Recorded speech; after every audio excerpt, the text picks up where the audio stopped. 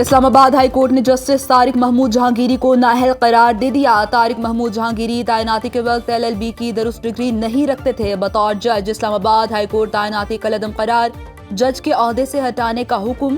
Degree case میں chief justice سرفراز ڈوگر اور justice Azam Khan پر مشتمل ڈویژن بینچ نے کیس کا فیصلہ سنایا۔ فریقین کے دلائل سننے کے بعد آج فیصلہ محفوظ کیا گیا تھا۔ جسٹس طارق محمود جہانگیری کی جانب سے فل کورٹ تشکیل دینے سے متعلق درخواست مسترد، سندھ ہائی کورٹ کے فیصلے تک کیس ملتوی کرنے اور بینچ پر اعتراض کی درخواستیں بھی مسترد کر دی گئیں۔ کمرہ عدالت میں advocate general Islamabad Ayaz Shaukat, additional attorney general Rashid Hafeez, وکلا کی کثیر تعداد موجود تھی۔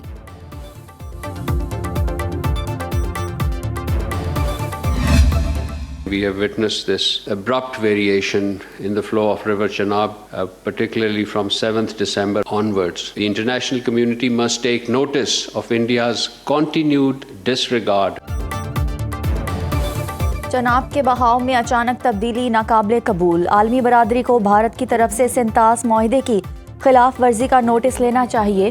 ترجمان دفتر خارجہ طاہر اندرابی کہتے ہیں، بھارتی وزیر اعلیٰ کی طرف سے مسلم خاتون کا نقاب اتارنا افسوسناک ہے۔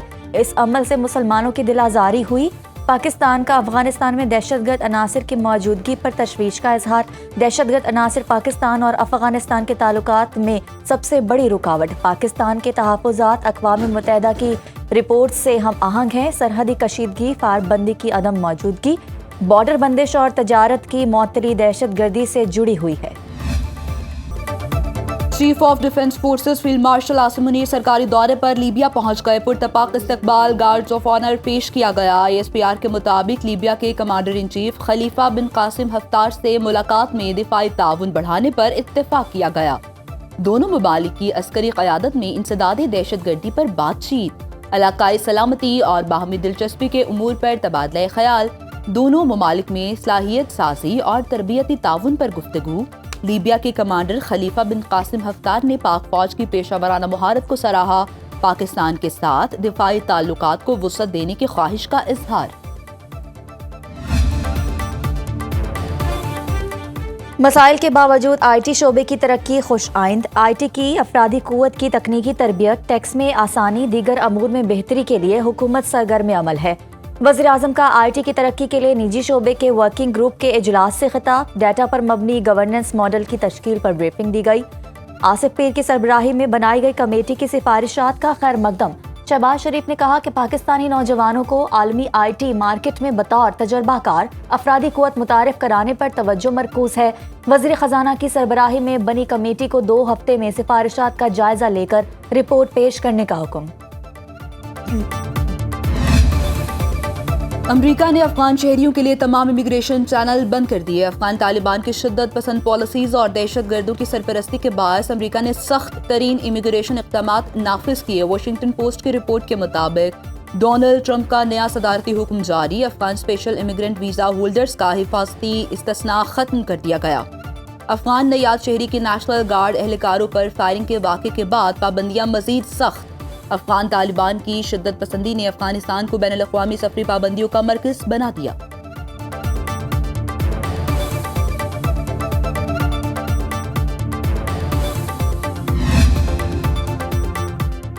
بائیڈن انتظامیہ نے قاتلوں کو امریکہ میں داخلے کی اجازت دی۔ ہم نے غیر قانونی آمد و رفت کا سلسلہ بند کر دیا۔ بائیڈن پالیسیاں دوبارہ نافذ ہونے نہیں دی جائیں گی۔ امریکی صدر ٹرمپ کا قوم سے خطاب، کہا کہ 1 سال میں وہ حاصل کیا جو ماضی میں کوئی نہ کر سکا۔ کرپٹ نظام ختم کرنے کا بھاری مینڈیٹ ملا۔ بائیڈن دور میں غیر قانونی امیگرینٹس نے نوکریاں لی۔ ہماری انتظامیہ میں ساری نئی نوکریاں امریکہ میں پیدا ہونے والوں کو ملی۔ ہم نے 10 ماہ میں 8 جنگیں رکوائیں۔ زمین اور سمندر کے راستے منشیات کی اسمگلنگ 94% کم کر دی۔ اب امریکہ بدترین سے بہترین ہو گیا۔ ٹیکسوں میں کمی کے ثمرات آئندہ سال سامنے آئیں گے۔ صدر ٹرمپ کا امریکی فوج کے لیے خصوصی بونس کا اعلان۔ ہر فوجی کو $1,776 کا بونس چیک کرسمس سے قبل ملنے کا امکان۔ آسٹریلیا کی نفرت پھیلانے والے غیر ملکیوں کے ویزے منسوخ کرنے کی تیاریاں۔ آسٹریلوی وزیر اعظم اینتھونی البنیز نے کہا، اٹارنی جنرل اور وزیر داخلہ کو اصلاحات کا ٹاسک سونپ دیا۔ نفرت انگیز تقریر کو نیا فوجداری جرم قرار دیا جائے گا۔ تشدد پر اکسانے والی تقریر پر سزاؤں میں اضافہ کیا جا رہا ہے۔ آن لائن دھمکیوں اور ہراسانی کے مقدمات میں نفرت کو سنگین عامل تصور کیا جائے گا۔ سڈنی فائرنگ واقعے میں ملوث زخمی حملاور کے خلاف قانونی کارروائی جاری۔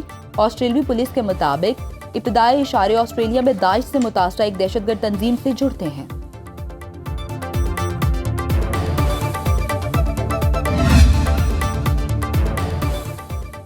حکومت کا نیشنل سائبر سیکیورٹی پالیسی مزید مؤثر بنانے کا اعلان۔ وزیر اطلاعات عطا تارڑ نے تقریب سے خطاب میں کہا کہ سڈنی واقعے کے بعد فیک نیوز کا طوفان آ گیا۔ سوشل میڈیا کے بڑے اداروں نے بغیر تحقیق پاکستان پر الزامات لگائے، بغیر ثبوت اور تحقیقات کے پاکستان کے خلاف پروپیگنڈا کیا گیا۔ پاکستان دہشت گردی کا شکار رہا ہے۔ سائبر حملوں سے نمٹنے کے لیے نیشنل سائبر سیکیورٹی سینٹرز فعال ہیں۔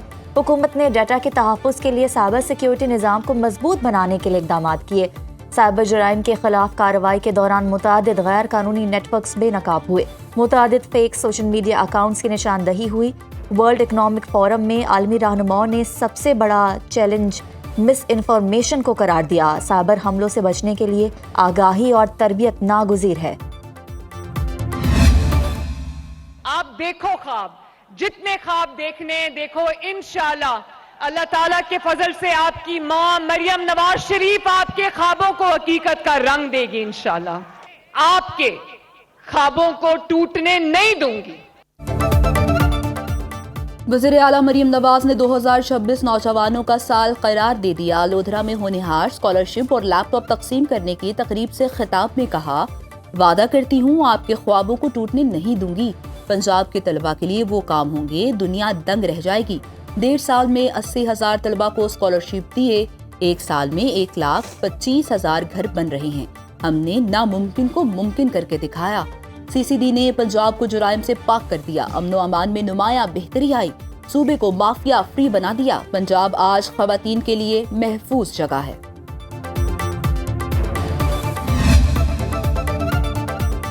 حکومت اور ٹرانسپورٹرز میں معاملات طے پا گئے۔ سینئر وزیر مریم اورنگزیب سے مذاکرات کے بعد ٹرانسپورٹرز کا ہڑتال کی کال واپس لینے کا اعلان۔ ٹریفک آرڈیننس پر مشترکہ طور پر نظر ثانی پر اتفاق۔ ٹرانسپورٹرز کا وزیر اعلیٰ پنجاب مریم نواز کے اقدامات کی تائید کا اعلان۔ مریم اورنگزیب نے کہا کہ ٹرانسپورٹرز کی مشاورت سے 4 مشترکہ کمیٹیاں قائم کر دیں۔ کمیٹیاں پورا سال ٹرانسپورٹرز کے ساتھ مل کر کام کریں گی۔ وفاق اور کراچی میں بھی مذاکرات سے مسائل حل ہوں گے۔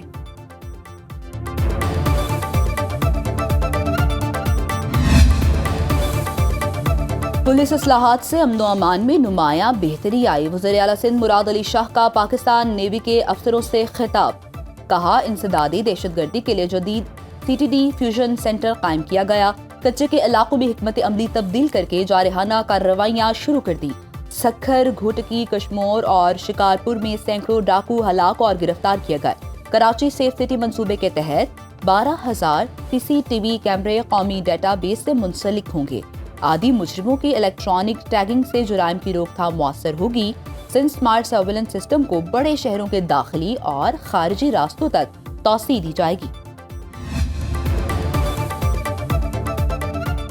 چند ہفتے قبل آف لوڈ ہونے والے محمد طفیل تمام درست دستاویزات کے ساتھ سعودی عرب روانہ۔ وفاقی وزیر داخلہ محسن نقوی کا ٹویٹ، لکھا کہ لائسنس کے بغیر ڈرائیور ویزے پر آف لوڈ ہونے والے محمد طفیل کو روانگی کی اجازت مل گئی۔ محمد طفیل ڈرائیونگ لائسنس سمیت تمام قانونی کاغذات مکمل ہونے پر سعودی عرب چلے گئے۔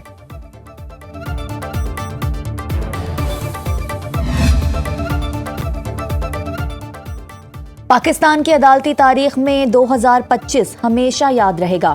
ملک میں پہلی بار وفاقی آئینی عدالت کا قیام عمل میں آیا۔ جسٹس امین الدین خان آئینی عدالت کے پہلے چیف جسٹس بنے۔ جسٹس منصور علی شاہ اور جسٹس اطہر من اللہ نے استعفیٰ دے دیا۔